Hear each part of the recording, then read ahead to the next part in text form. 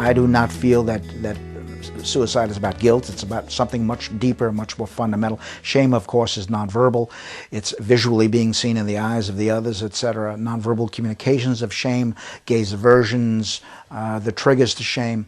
And so that affect has not been appreciated. And that's a problem, because as anxiety is the key affect to neurosis, shame is the key affect to narcissistic pathologies, and it's these narcissistic injuries that are key there.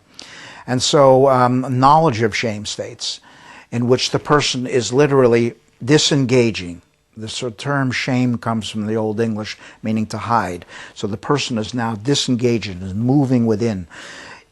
This is more difficult to work with, more difficult in the kind of transference, and is much more overlooked. We're too attuned to looking at enactments, which are explosive affects, which are all over the place as the person now goes into an aggressive state or a terror state and directs it even towards the patient. So this is an explosion, a fragmentation of the self. There's too much energy in the system.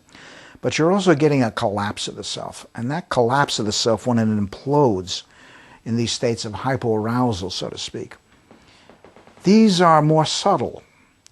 And yet the alterations in the psychobiology and the cortisol are perhaps even more massive. These also are found more in females than males.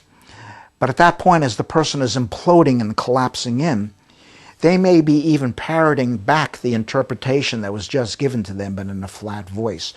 Because they're less dramatic, perhaps they're not under therapeutic scrutiny as much.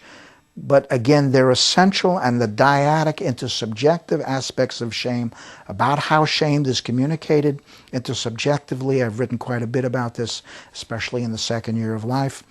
The infant is expecting a high-intensity, positive joy state, an attachment and connection. All of a sudden, there's a misattunement. The baby now drops now to hyperarousal. Somebody's got to get that baby up and out of it, because, yes, it's difficult to regulate a screaming baby in hyperarousal, but it's also extremely difficult to regulate a baby who has dropped down into this depressed. Well, now you can see this implosion is a parasympathetic state, and again, this is again a dorsal motor vagal state. It's the same collapse of the right brain as they move into the hypoarousal of depression, of the suicidal depression, the analytic aspect of that. So again, we're agreed on that. I think this is understudied.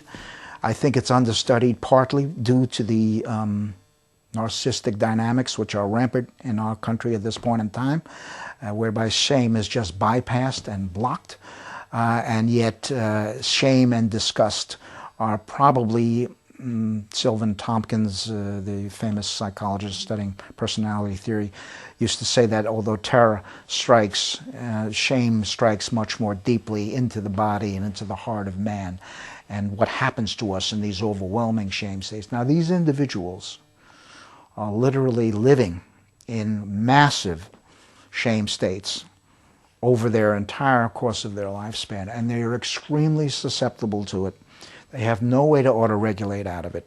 They can't use others to interactively regulate out of it. So we're agreed on this. I think shame dynamics are critical in the work with suicide. And incidentally, shame dynamics are also been shown to be right hemisphere again. So here we go. Yeah.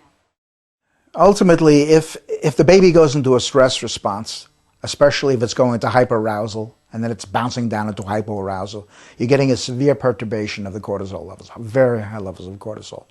Well, this is really problematic when the brain is setting up in a critical period, because cortisol at very high levels, as we know, destroys dendrites.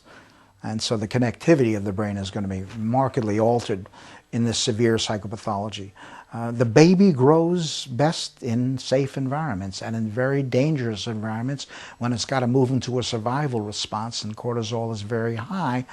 This also negatively impacts the growth of the brain, which is what we talked about, why there is a maturational failure at later points in time.